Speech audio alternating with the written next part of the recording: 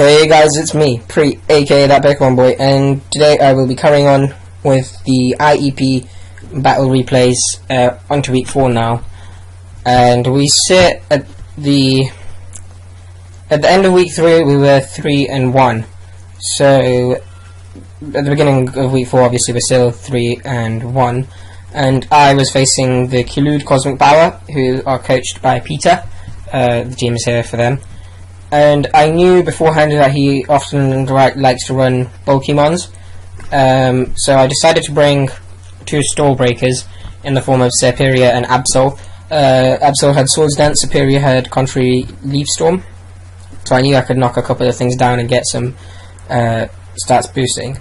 I then brought Rotom Heat because it would allow me to Volt Switch in and out of things, and just basically keep momentum going even if it's not doing a ton of damage. And then I brought Azumarill, so I could knock this Bronzong off and play rough with the Spiritomb. Then for the defensive core, rather than bringing Hippowdon and Tentacruel, I decided to bring the Fortress and the Florges. I basically decided this because I felt as if I might need a Cleric, and that's why I brought Florges instead of Tentacruel, because they're both especially defensive, mainly strong there.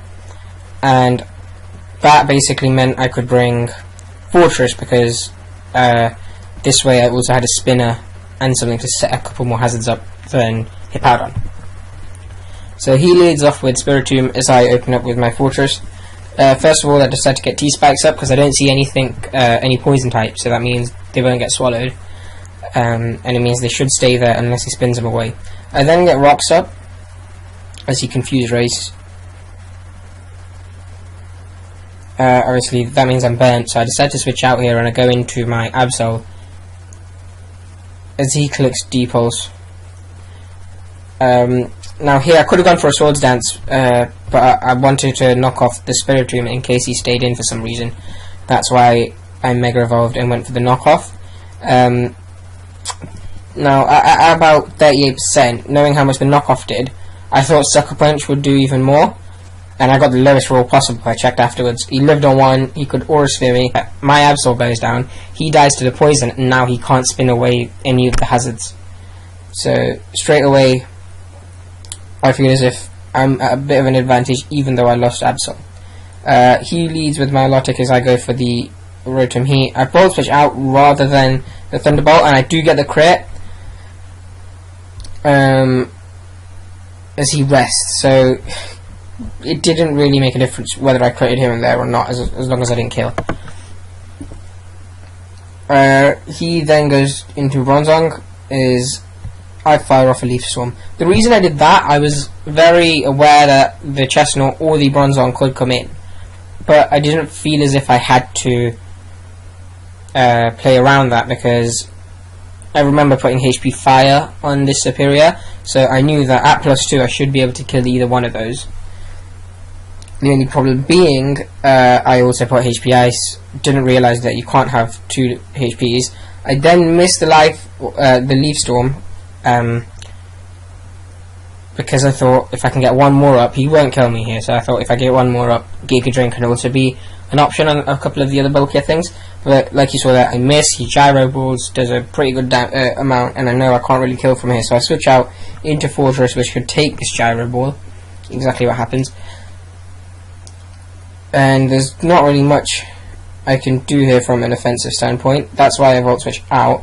Again, I Volt Switch to keep the momentum going. I go into Azumarill looking to knock off as he Earthquakes. Don't know what he was predicting there, maybe it was just for the Fortress. I knock off to a solid amount of 70. Basically means Waterfall should kill from there. He Gyro Balls but doesn't do a lot. As I just knock off again in case he wanted to switch into the Chestnut. My Milotic comes in, and I know I can't really handle this very well, so again, I let him move, then I just go for another knockoff. Takes off his lefties, even though he's got Rest and the Sleep Talk. This was unfortunate here, because I go into Superior, and he Dragon Tails me out. But he puts me into Florges, and this is where the Cleric comes into play, because he wakes up, Sleep Talks for some reason, I'm unsure, maybe he just didn't count properly. I wish pass the wish off into Superior, and luckily for me, he decided to rest and not Dragon Tail. Otherwise, that might have caused a few problems. But yeah, I bring the health back. I could go for a Leaf Storm with the Life Orb. That's a solid amount to do. As I come back up, he goes for the Sleep Talk, and he comes up with the rest. Basically means I can go for another Leaf Storm. Not worrying about the miss there. But I go 3. I'm +5 at this. +4, +5. I'm basically a lot of pluses at this point. +4, yeah. So as Gardevoir comes in, he's actually Scarfed. It turns out. I thought this might be a AV Gardevoir here when I saw the Blastoise Mega Evolve, simply because I thought it might tie in with his bulky team. But then it turns out he was Scarf. Luckily I Giga Drain, so I get a lot of that back up. As he goes into Spiritomb, who with the Rocks damage and with the poison, I can Leaf Storm, kill him. I go back up. Now I am +6. Or +5. +6. I am +6. Really need to keep counting these things. He Spiky Shields first turn for no obvious reason. That's HP Ice there. Yeah, he takes a bit more poison damage. HP Ice kills. It would have done anyway, because I was +4 up. So in the end, that was a pretty good 5-0 victory on my part. Next game was the rematch against Zario. I lead off with Tentacle as he leads off with Rachi. He Doom Desires, which is fine by me because I get the G-Swags off. Go into Rotom Heat as he hits a Shadow Ball, probably thinking I bring my Latias in. I Dark Pulse here and I do a steady amount of damage. Doom Desire doesn't do a lot, and here I go into Tentacle and he recovers. If I had gone for the Volt Switch there, I probably could have got rid of this, which would have been helpful considering I bring in Talonflame and he Thunderbolts now. I'll explain why I brought in Talonflame. There was 2 possible things I thought he would have done here. As soon as he saw the... 3 things, sorry, as soon as he saw the Tentacle. I thought, alright, either he will Rapid Spin, or he will recover, or he will go for a Psychic type attack. I felt as if Talonflame isn't going to get O-Code by any of those possible scenarios. Even a Psychic, even with Life Orb, it would not kill. Knowing that, I thought if I go into Talonflame here, whatever his move is, I can then Brave Bird back. Even if he then wants to bring in Rachi, or I could, because I was Jolly, I could have U-turned out safely, knowing it would have hit, and then I would have been in good position, because U-turn does a fair bit to about 3 things on his team. But that's not what happened. He Thunderbolted. He had the Thunderbolt. So I bring in Gerda here. As he goes into Jirachi, it's just fine by me because I did go for the knockoff. Take his Assault Vest off. He Moonblast, which I think it means he didn't have a Psychic type attack, but yeah, the second knockoff kills as he brings in Arcanine, Poison, and he reveals the Intimidate. So I go into Hippowdon as he Flare Blitz. Doesn't do a lot, and I didn't really see any move he could have that could hurt me, because considering he had Flare Blitz. He goes into Latios, probably predicting an Earthquake, but I went for the Roar, thinking he might do exactly that. He recovers here again as I go into Tentacle. I then pull a double into Latias as he goes for a second recover. Takes a bit of poison damage and the Sunstorm damage. A Mega Evolve, hit him with a Shadow Ball. I crit him, but it's not very bulky, so it probably would have killed anyway. I go into Hippowdon as he comes in with a Shuckle. He Toxics me, I get Sands up. I am fully aware that he is Rock type, which means he could benefit from the Sand, but I'm not really too bothered about that because I know I can roar him out. He Shell Smashes once, and he's got Contrary as well, so he's getting his defenses up. I let it go on because I know I've got the Roar, so he can't really do anything to me. Well, yeah, he can't Toxic Storm me out because, like I said, I've got Roar. So he Shell Smashes again. I get it to a point where Poison for him has done enough damage. Yeah, so about 36 is fine. He Infests me, which is fine by me because, like I said, roar him out. He brings an Arcanine, gets the attack down. Just as Sand stops, and I'm freed from Infestation, he Iron Heads for some reason. I decide to slack off. Don't know what he saw coming there. Do not know. He hits the second Flare Blitz.